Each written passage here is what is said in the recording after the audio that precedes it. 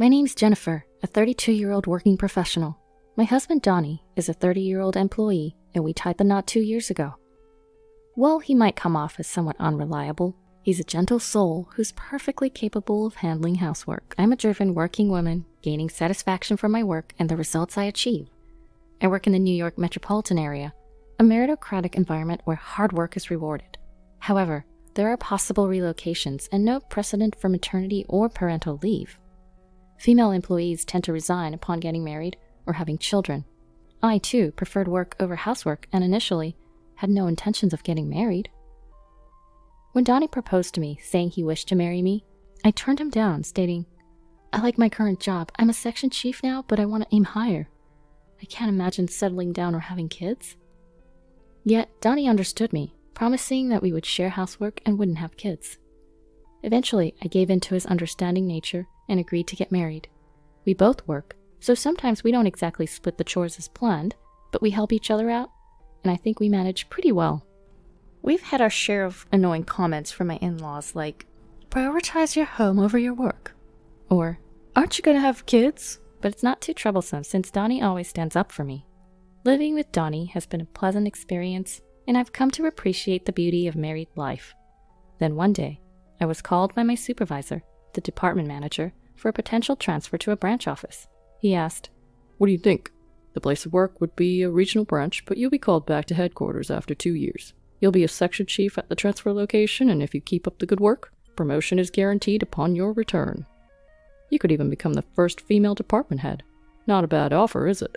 It wouldn't be an exaggeration to say that acceptance or rejection of this transfer determines if one is on the promotion track in my company. Everyone who's progressed to department manager or beyond has experienced a transfer.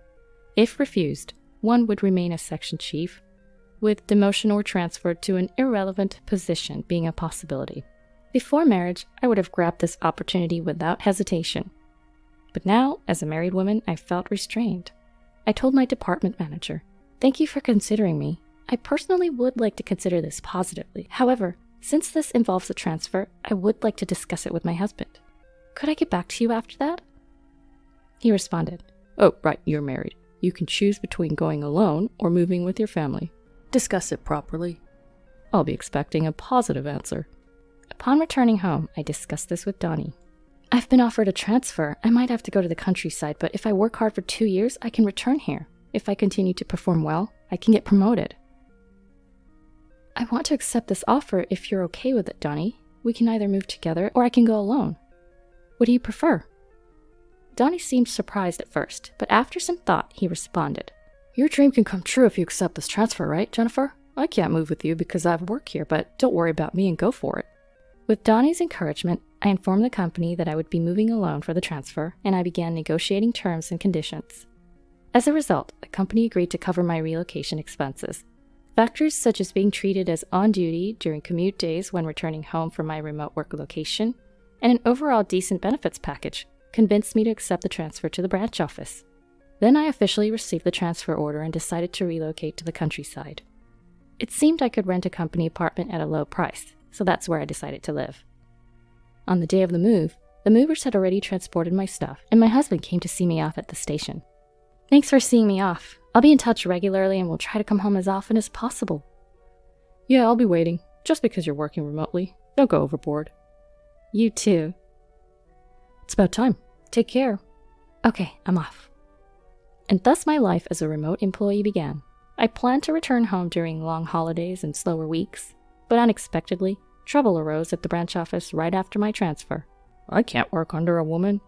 I can't trust someone who just came out of nowhere."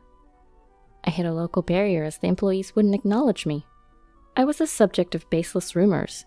My instructions were not followed, and even my phone calls were not transferred. During such times, a serious mistake occurred in a project that a subordinate had been advancing, deliberately excluding me. The subordinate in charge was pale with shock. Of course, as his supervisor, this was my responsibility.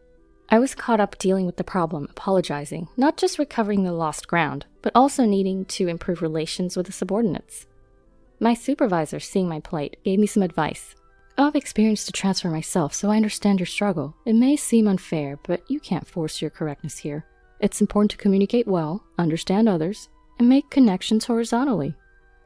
Taking my supervisor's advice, I worked on creating horizontal connections by spending more time with everyone at the branch. I had not joined the neighborhood association, but I learned that the company's rental housing was part of a neighborhood association group, so I joined there too. Before I knew it, I was struggling to find personal time and couldn't make it back to my home where my husband was waiting. I kept in touch with my husband, but after a few months of working remotely, it became difficult to reach him at night, by phone or through text. I'm working late every day because it's tough at work. I was tired and fell asleep. Since my husband said things like that, and I was also busy, I listened without suspecting anything. Focusing more on my work, I continued to immerse myself. One time during a long holiday when work was slow, I decided to return to my home in New York at short notice. However, I couldn't reach my husband by phone or text, so I returned from my remote work location without notice. When I opened the door to my home for the first time after a long time, something felt odd.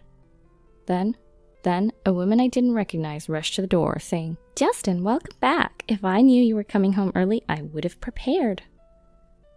The woman and I, seeing each other, were shocked into silence. Breaking the silence, the woman was the first to speak. "May I ask who you are?"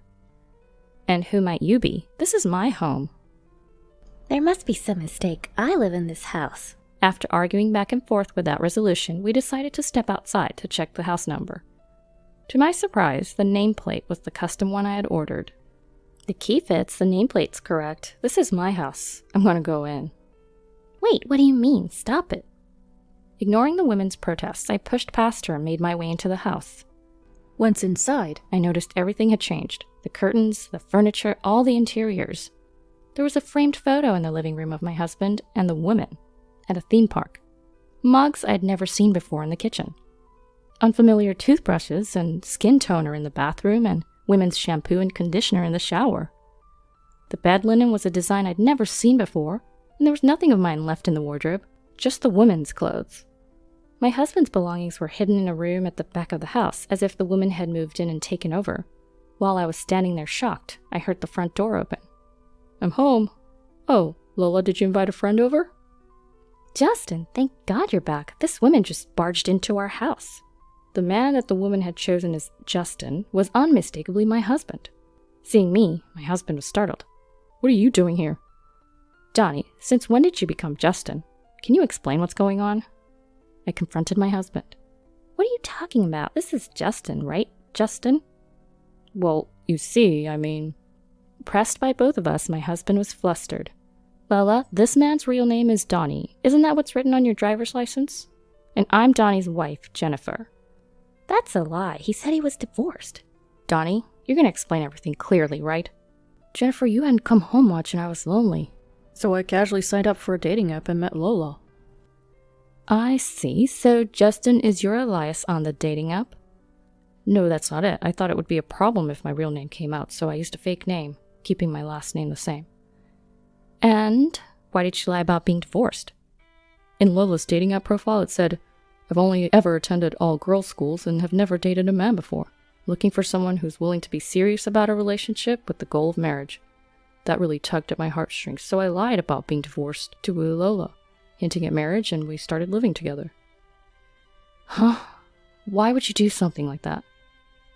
At that point, my husband defiantly started to justify his actions. "It's your fault for always being away for work. It's natural for a man to desire a woman. We've been leading separate lives because of your business assignment and the overtime and weekend work. I just wanted a warm home where my wife would be waiting for me with dinner ready when I come home." I was shocked at this confession, as I'd always thought of my husband as understanding towards my work. "But that doesn't make what you did right. What you did is the lowest of the low. If you wanted to be with another woman, you should have divorced me first. Why didn't you do the right thing?" "I loved you both. I never planned on leaving either of you." "After all you've done, it was obvious I would find out when I came back. It's unbelievable that you thought you could hide and deceive me." "What? It's your fault for breaking your promise and not coming back here. If you'd just come back, I wouldn't have even thought about cheating." "What the heck? I've explained to you that work has been really tough and I couldn't help it." Our argument devolved into a shouting match, while the woman my husband was cheating with stood there, pale as a ghost. The other woman realized she'd been deceived by a married man and dragged into his childish game. "So it was all a lie. You've made a fool of me. I'm leaving right now." "Lola, wait, it's not what you think." My husband tried to stop the other woman. who was packing her things and about to leave, but his attempt was brushed off. "Don't touch me with your filthy hands. I can't believe a single word you say." Cursing my husband, the other woman left for her parents' home. I decided to punish my husband for this, gathering as much evidence as I could and bringing it back with me. Once I returned to my work assignment, the first thing I did was hire a detective to investigate my husband's mistress. The investigation revealed the woman was the daughter of an executive at my husband's business partner. I had a lawyer send documents proving the affair to both my husband's home and the other woman's parents.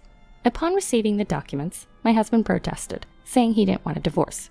So I prepared myself for a long battle, even considering taking the matter to court. The other woman's family contacted my lawyer, and we decided to meet at their office. The other woman and her parents showed up and apologized to me. "We're so sorry. Even though we didn't know about it, our daughter has caused you so much trouble." "Our daughter is very serious and sheltered, so she's naive about the world. We're trying to arrange a marriage for her with someone we approve of, but she longed for a freer love. She met your husband without us knowing and got carried away without really knowing who he was. She said she met a divorced man on a dating app and wanted to move in with him. We told her to stop seeing this man, but she didn't listen. She was so caught up in her fantasies, she ran away from home to be with him. Our daughter was shocked to learn she was the other woman and blames herself. She's now attending therapy. We're willing to pay you a settlement of $50,000, and we ask that you keep this matter to yourself." The other woman and her parents shook hands with me firmly. "I understand your feelings. I will accept your apology on one condition. I'm preparing for a divorce, but my husband refuses to agree. If you're willing to cooperate when it comes to providing testimony if this goes to trial, I'll agree to the settlement." "Okay, we'll cooperate, but our daughter is young and we don't want a permanent record if this goes to court. Is there any other way we could assist you in punishing him? Luckily or unluckily, his workplace is our client." So, in an unexpected twist, the woman my husband cheated with and I joined forces. We conspired to teach him a lesson. His workplace would soon face a blow because he'd angered an executive at one of their client companies. This mess, of course, would be pinned solely on my husband. Back home, his parents, oblivious to the turmoil, were trying to reach out to him as they always did. "Jennifer is not answering our calls and she won't return them either. Is she so engrossed in work that she forgot about us? When is she coming back? We miss seeing our grandchild." "Mom, you don't understand. I cheated on Jennifer while she was on her assignment, and now it looks like we're heading for a divorce." His mother responded, "That woman who neglects Donnie to focus on her job is to blame. Maybe it's better if you break up with Jennifer and get back together with the woman you had an affair with." Apparently, my in-laws figured that the other woman's family seemed wealthier than ours. So, they sided with my husband and his lover, launching a barrage of attacks against me. They repeatedly called me, but I blocked their calls. They started calling me at work. When I refused to speak to them, they came to my workplace, creating a scene and causing a ruckus. "Please let go of our son." "It's because you're such a woman that our son had an affair. He'd be happier with his lover, so stop getting in his way." And I said, "What on earth are you talking about? I want to divorce Donnie. He's the one who's refusing. Besides, the woman he cheated with has no intention of getting back with him. After all, he tricked the daughter of a business executive into dating him." They're pretty angry. It's going to be a lot of trouble. The moment they realized their son had angered a major client, my in-laws suddenly switched sides and tried to cozy up to me. "Oh no, we didn't know it had come to this. We must have misunderstood. We're sorry. Our son is a fool, but he's remorseful. You'll forgive him, won't you, Jennifer?" I must decline. You just finished berating me, and now you're asking for my forgiveness? Please leave. They refused to leave, so I had them escorted out by security. Since they had caused a commotion, my company decided to sue them for business obstruction. After all that, I finally received my compensation from my husband and got my divorce. The other woman's family also demanded compensation for violation of her chastity and her psychiatric treatment costs. With the loss of his standing at the company due to his mistakes, and having to pay hefty compensations, my husband was now drowning in debt. He couldn't afford to quit, and he was cornered. 2 years had passed since my assignment started when everything finally settled down. I finished my assignment successfully and was getting ready to return to the main office. My hard work had paid off, and I had been promoted to the position of department manager. Had I not taken the assignment, I might still be living in a loveless marriage. But I guess a man like him would have had an affair sooner or later, and I would have clashed with his parents. I've realized that I really am better suited for work than family life, and I'm incredibly fulfilled and happy now.